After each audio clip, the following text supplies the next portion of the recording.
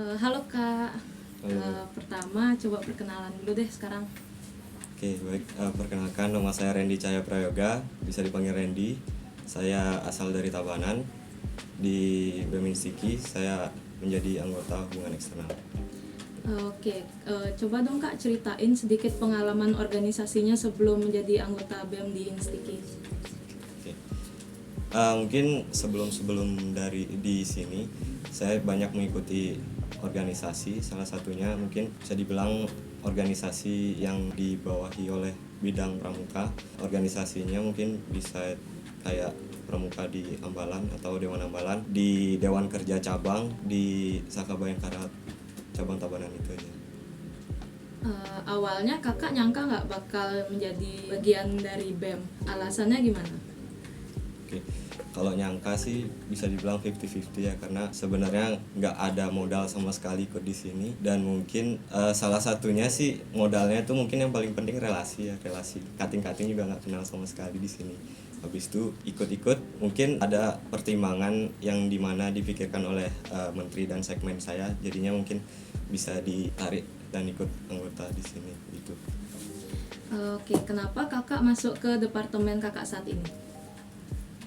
Kalau ditanyain alasannya kenapa, mungkin yang pertama umum ya, karena hubungan eksternal pasti ada kegiatan dimana kayak jalan-jalan ke kampus-kampus gitu, habis itu ketemu banyak teman. Nah itu salah satu atau tujuan besar saya di hubungan eksternal ini, untuk menggali relasi ke selain kampus di sini, dan juga mungkin itu kedepannya bakal membantu saya di kehidupan selanjutnya.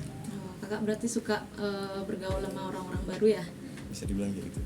Nah Kakak kan udah menjadi bagian dari BEM nih. Menurut Kakak BEM itu seperti apa sih? Kalau BEM secara umumnya pasti ya sebuah organisasi yang memiliki tujuan bersama, dan itu tujuannya pasti untuk memajukan suatu instansi yang dinaungi oleh BEM itu. Kalau misalkan BEM Instiki sendiri, mungkin saya lihat tujuannya lebih ke ya membangun sebuah keluarga di organisasi. Menurut Kakak orang-orang yang cocok menjadi anggota BEM itu yang kayak gimana sih Kak? Kalau orang-orang yang cocok, mungkin bisa dibilang nggak ada patokan khusus untuk hal tersebut, karena saya melihat orang-orang tuh pasti mampu untuk mengikuti sebuah organisasi, tapi gimana mereka berpikirnya, apakah mereka ingin suatu kemajuan di dalam dirinya atau enggak, dan itu menjadi modal pertama mereka untuk bisa mengikuti sebuah organisasi atau sebuah apapun itu. Coba ceritain dong Kak suka dan duka Kakak selama menjadi anggota BEM. Suka dan dukanya, sukanya dulu deh. Sukanya pasti ya sama kayak teman-teman semuanya di sini, nyari teman di situ, bisa dapat SKP lebih banyak daripada orang lain yang nggak ikut BEM mungkin. Di situ dukanya, di samping kita dapat teman yang udah kita berteman sama mereka tuh, nanti kedepannya pasti nggak tahu kenapa pasti akan ada aja kayak lost kontak dan lain-lain sebagai macamnya. Nah itu mungkin bakal ada yang mengganjal setelah saya mengikuti organisasi ini gitu. Ya pasti setelahnya itu bakal hidup sendiri masing-masing ya. Itu. Kalau boleh tahu apa aja sih perubahan positif maupun negatif yang Kakak dapatkan setelah mengikuti BEM Instiki? Kalau perubahan positifnya yang pasti ya tambah pede, tambah banyak temennya, kan perubahan kan. Perubahan negatif, siapa yang ngira orang dapat perubahan negatif dalam sebuah organisasi? Nggak ada sih. Ada nggak pengalaman yang paling mengesankan selama berada di organisasi BEM Instiki? Pengalaman yang paling mengesankan di sini, mungkin di sini pun juga udah saya bilang pengalaman yang cukup mengesankan, karena dilihat dari perjalanan saya itu belum sejauh itu di sini, dan mungkin di titik seperti ini mungkin sudah bisa mengesankan diri sendiri. Kakak pasti punya prinsip kan? Nah prinsip yang kakak pegang dalam hidup itu ada apa aja? Kalau prinsip hidup, saya dari dulu ada satu, terus saya dapat dari seorang motivator, saya lupa namanya, mohon maaf.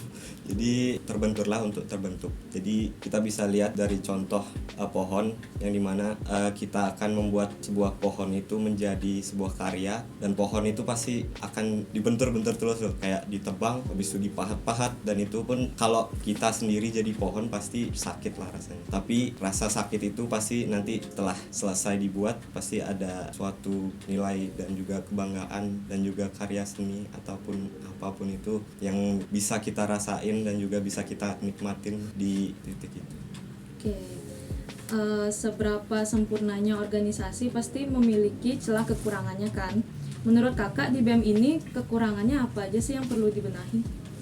Mungkin kalau dari aku cukup sama kayak orang-orang. Saya melihat juga di sini masih kurang dari segini banyaknya orang-orang yang mengikuti organisasi, masih sedikit orang-orang yang mempunyai inisiatif dari dirinya sendiri. Jadi inisiatif dari dirinya sendiri itu belum ada. Jadinya kalau misalkan diajak kerja tuh agak kurang ngambil kerjaannya itu dah. Jadinya memperlambat pekerjaan yang lain. Kan banyak nih yang bilang jadi BEM itu berat. Jadi pesan atau motivasi buat mereka itu apa sih kak? Motivasi untuk yang bilang BEM itu berat, sebenarnya hidup aja udah berat bisa saya katakan.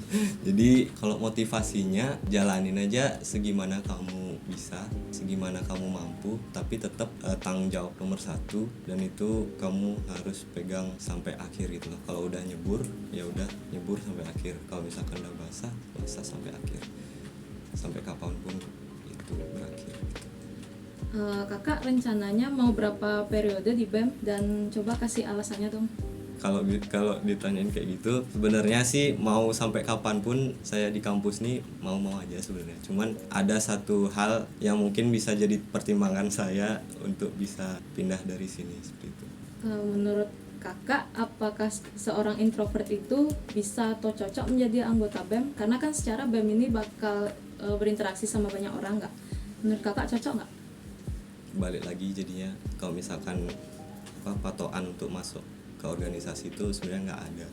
Jadi gimana orang itu mau melampaui batasnya lah, seenggaknya bisa melampaui batas dari sekiranya dia yang dulunya introvert dibilang pemalu, dibilang no lab gitu tuh, seenggaknya dia pengen ada keinginan untuk berubah menjadi orang yang extrovert mungkin, atau ya orang yang secukupnya seperti itu.